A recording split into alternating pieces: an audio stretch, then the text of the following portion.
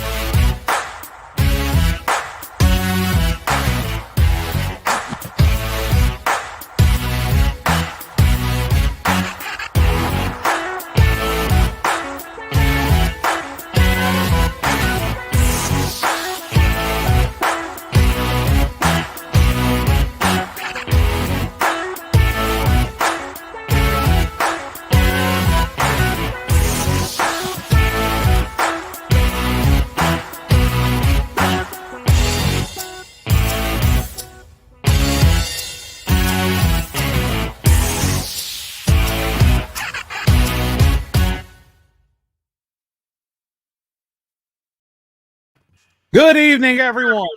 It is a Monday night, especially interestingly enough, a few hours away from the kickoff of a Monday night game between the Washington football team, who I belovedly call the Teamers now because they haven't thought of anything great to surpass their brand, and the Seattle Seahawks.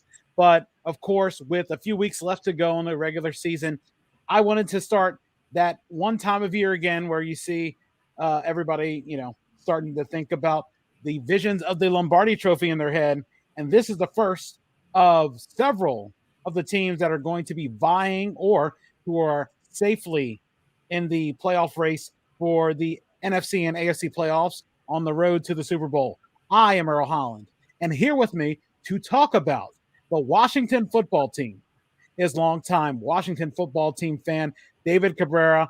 David, thank you for being on the show. I really appreciate it. Thank you for taking your time out of your busy schedule to talk about this team, which tends to toy with the emotions of their fan base a lot.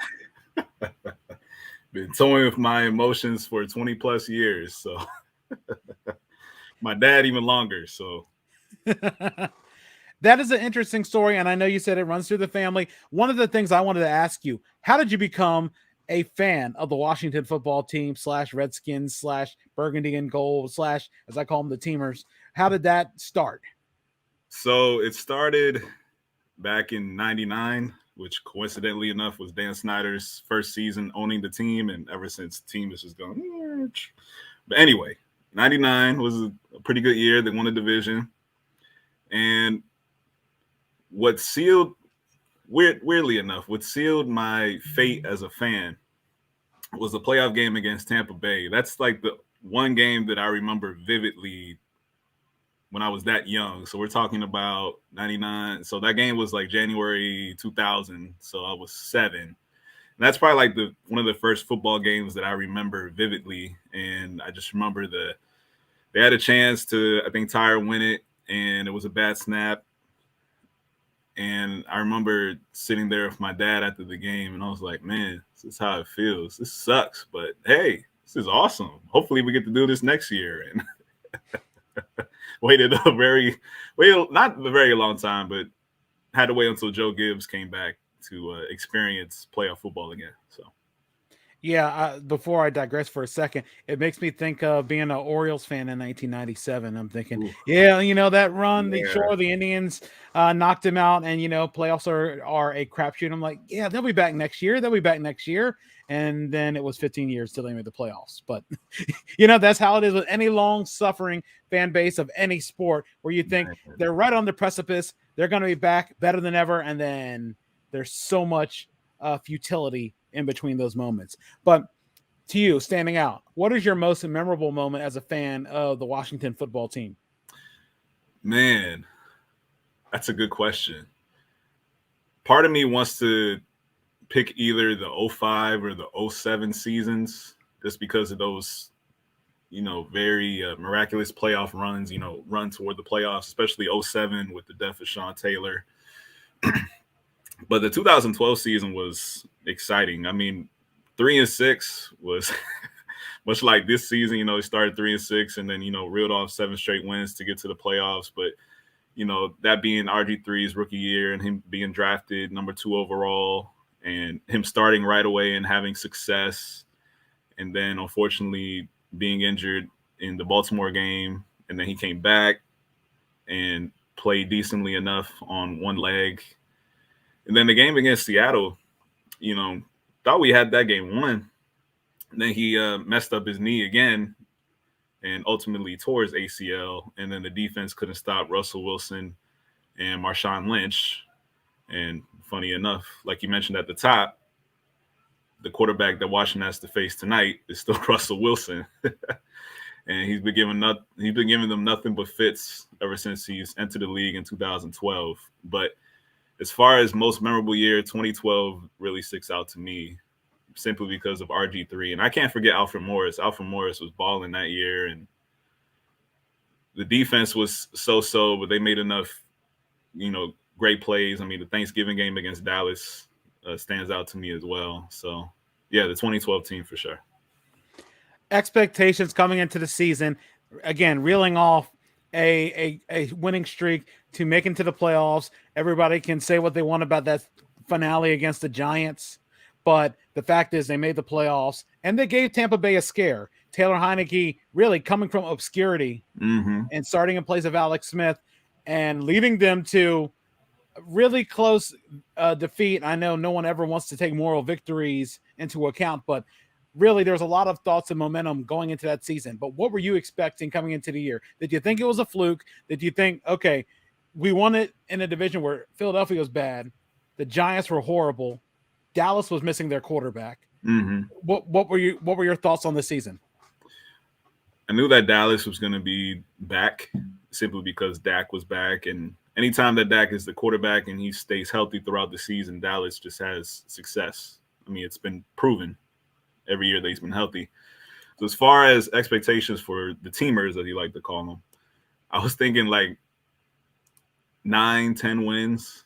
I didn't think last year was a fluke. I thought the defense, especially with pieces like William Jackson and Jamin Davis in the draft, were only going to add to the talent on that defense. And then offensively, I know there were question marks as far as a quarterback, but I thought that there was enough talent at running back with Gibson, Terry McLaurin, who's a superstar, and with Logan Thomas at tight end, that no matter who was back there at quarterback, they were going to have success. And the first 9 games of the season proved me very, very wrong.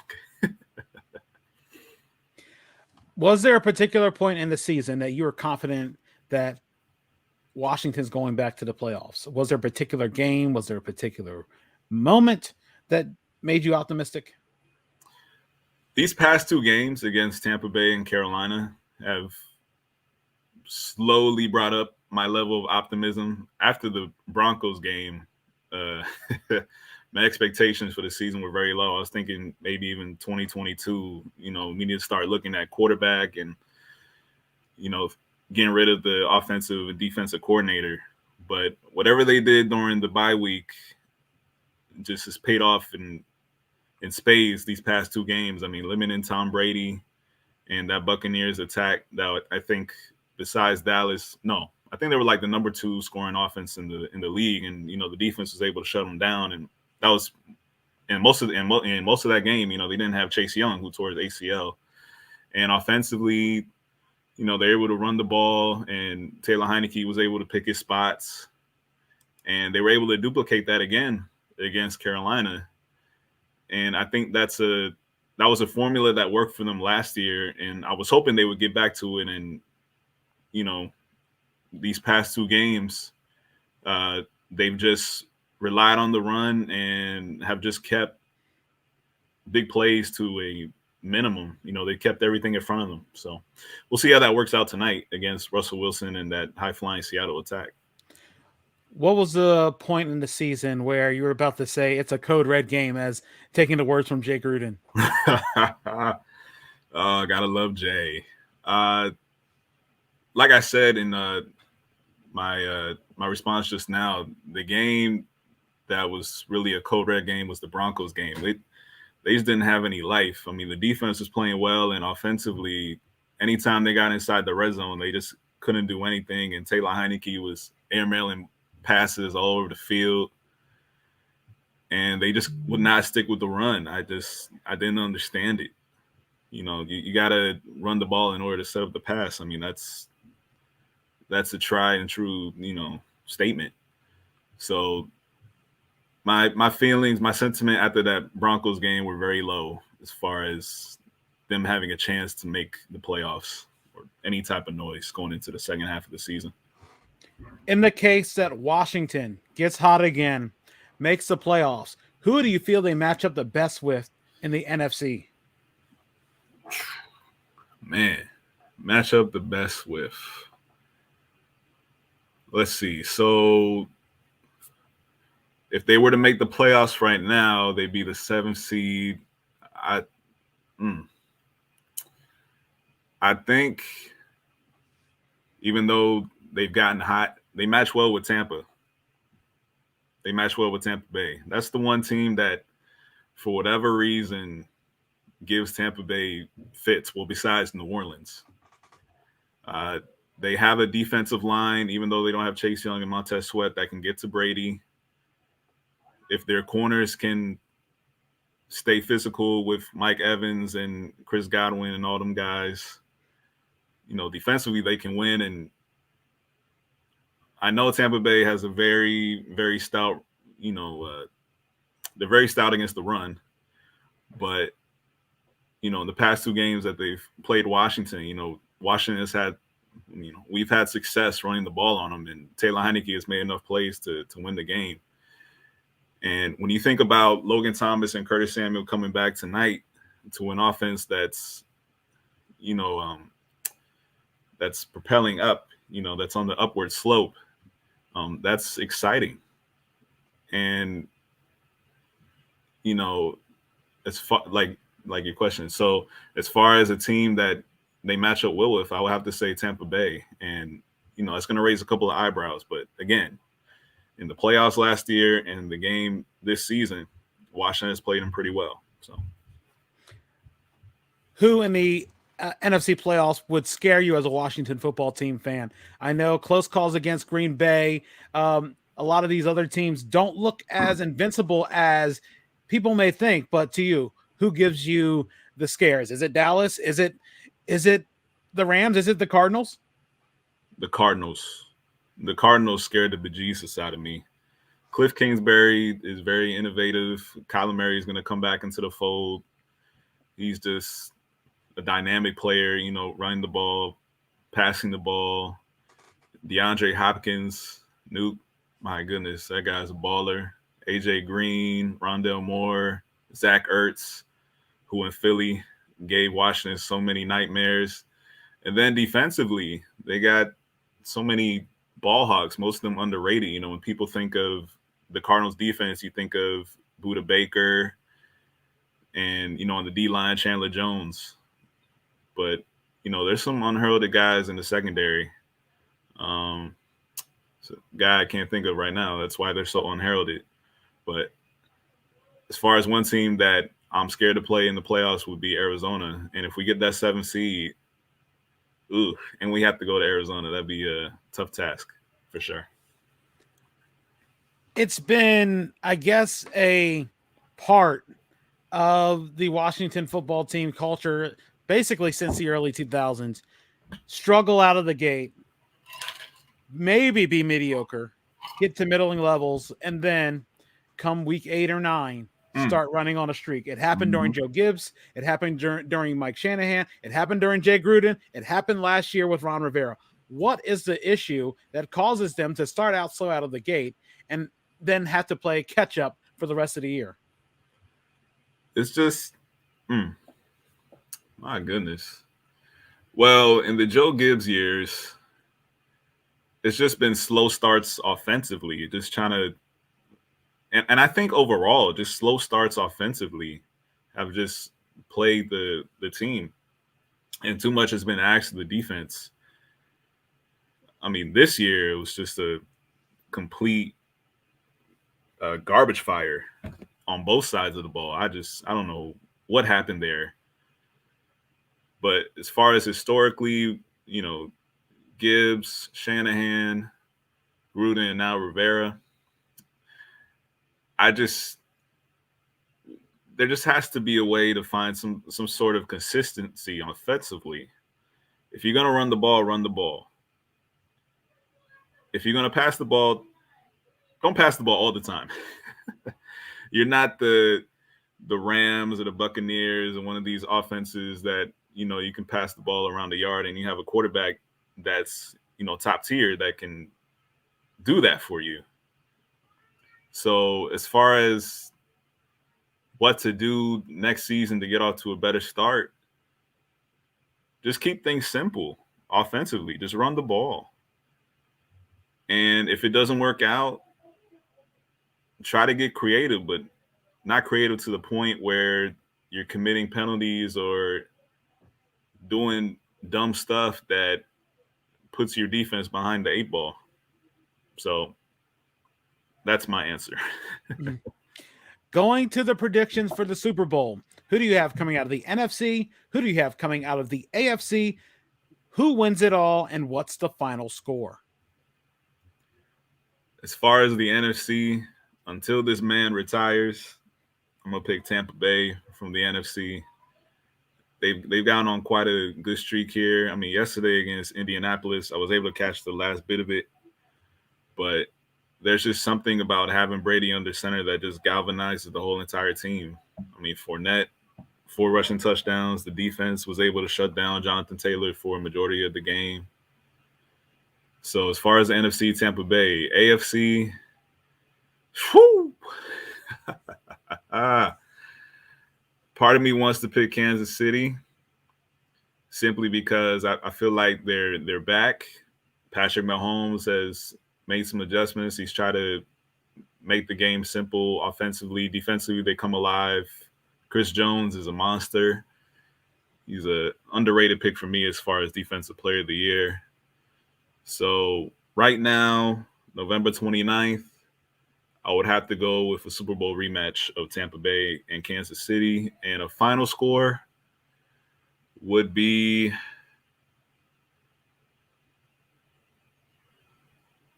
I think Kansas City gets the revenge this time. And I think the score is going to be 35-30. Yeah, that is a close one. And I know that Patrick Mahomes has to exercise some demons against Tom Brady. Doesn't matter if it's New England or if it's Tampa, that Tom Brady's had his number over the years. But as we start to wrap things up, do you have any shout outs you want to give to, anything you want to promote, and where can people find you on social media if you have that? Man, well, first off, thank you for having me, Earl. It's been almost 8 years since we worked together at the Daily Times. You were a staff writer. Me, I was a lowly intern trying to crack jokes towards Ryan and Sean and them. You guys are probably like, what is this kid doing? Oh my gosh, he kind of knows how to write. He kind of has a personality. I don't know. But shout out to you and, what you're doing. Shout out to your wife. I know you guys are, expecting your first child. That's always exciting. So, and I guess she's due the end of this month, right? Yeah, end of December, and looking forward to it. It's just a whole bunch of nerves that you start looking forward to as a first-time dad. No, for sure. I can definitely relate. Although it's just going to be my 3rd child now, but yeah, can definitely relate. So shout out to my wife Cassandra, love you, baby. Shout out to my children, Izzy, Lily, and my unborn daughter, whose name I will shout out when she is born. And as far as where you can follow me on Twitter at @D_R Cabrera. That's all lowercase. I do have a podcast. It's called, I was kind of toying with the name a little bit. At first, it was 4-minute drill, but then the episodes end up being longer than 4 minutes. So now it's just called the Unnamed Sports Podcast with David Cabrera. I post episodes weekly on Podbean, and I try to post the link on my Facebook and Twitter page, and the Twitter page, I just shouted out. So just follow me. And yeah, that's pretty much it. And it's going to be an interesting game tonight. We'll see if Washington can keep it up, and if they win tonight, they'll be in that 7th seed. And we'll see if they keep it going or if they just continue to pour salt into the wounds of longtime Washington fans, especially my father, who's been a fan since the 80s. At least he's seen Super Bowls. I haven't seen Jack. So. And one more note I wanted to add, this is all for curiosity's sake, when it comes to putting together a podcast, really, what goes in that process for you? Well, having a quiet area for one, especially with my youngest one, who's just very curious and just wants to touch Dada's phone all the time. Podbean is pretty easy to use as far as recording. All you got to do is just hit record and just making sure that I don't stumble over my words. I might record 3 or 4 times before I find a good rhythm. And mostly it's just going off the dome. You really have to have a lot of knowledge about the NFL and the team that you're talking about, which in my case is the Washington football team. And, I have almost 30 years worth. No, that's a lie because I'm about to be 30. Let me back that up a little bit.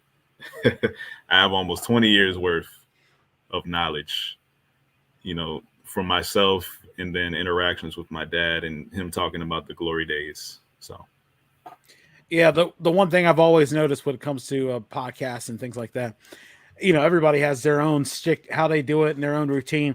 I don't really do a lot of, I do it, like you said, I do it, spontaneously, and I'll go, you have enough information about a person. Sometimes you may, depending on when you have a guest, sometimes you may run some stuff down because some people don't like going into it cold. Some people just at least like to have a rundown. I know that, but I feel like with some of that, you get that grace period of, hey, if you need to edit something, you can just cut it right on out, keep it moving, like you seamless transition where no one even know you messed up.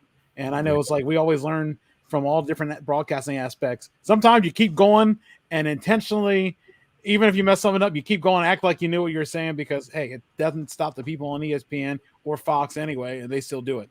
There's plenty of people you can see who supposedly are experts and do not know some of the basic things. Stephen A. Smith sometimes. Which is sad because he was a journalist. I always have that discussion. A guy who was a journalist, who had to write and had to investigate stuff, who had to track down information. How is this? How does he do? I know you're probably catering to the average fan or the casual fan, but even the most casual fan probably wouldn't care enough. It's hard to believe someone like that would just, who is known as a journalist, would go on a career like that. I don't see Jeremy Schaap doing anything like that. You don't see some of those other experts whose investigative games are sound. I guess it's the difference between being a journalist and being a talking head. Exactly, just personality wise and money wise. Money talks. Oh yeah. Well, David, I really appreciate you taking time in a busy schedule to do this. My hope is I want to have you back for a full-fledged episode. In addition to just talking about what you do on your podcast, but doing a full-fledged episode, talking about your career since that time, interning at the Daily Times. And I know you've done a lot as well. So I know that'll be very interesting as well. But for what we'll do is once we end the live stream, we'll talk a little off air just to get some other logistics taken care of. But for everybody who's been watching, I really appreciate you guys tuning in to watching this episode of the Sports Refuge podcast as we're doing our NFL playoff preview live streams. We got a couple going on tomorrow talking about the Cincinnati Bengals, talking about the Green Bay Packers. We got a lot more too. We have Baltimore, we have Dallas, and there's still ones I haven't even set up yet that we're still looking to get fans for. So if you find me, go to Twitter at the Earl Holland, and we'll set that up, and we can always talk a little more about that. Facebook, Earl Holland, there's not too many, and even on Facebook, the Sports Refuge Sports Blog. Anyway, for everybody who's been watching, I am Earl Holland, and for my guest, David Cabrera, really appreciate you guys for tuning in, and we'll be back again soon. Peace.